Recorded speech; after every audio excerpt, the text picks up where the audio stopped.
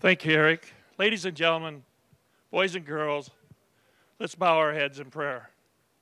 Heavenly Father, we give you thanks for this gorgeous day that you have bestowed on us. As we're going to be witnessing talents from around the country, we ask that you look over each one of our drivers every single lap, as well as their crew members, their sponsors, and of course our fans. Father, in your holy name, we ask and praise you each and every day as we say amen.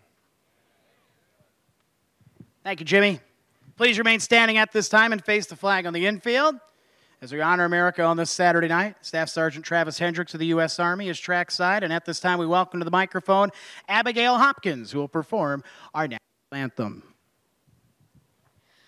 Oh, say, can you see by the dawn's early light what so proudly we hailed at the twilight's last gleaming, whose broad stripes and bright stars through the perilous fight o'er the ramparts we watched were so gallantly streaming, and the rockets' red glare, the bombs bursting in air, gave proof through the night that our flag was still there.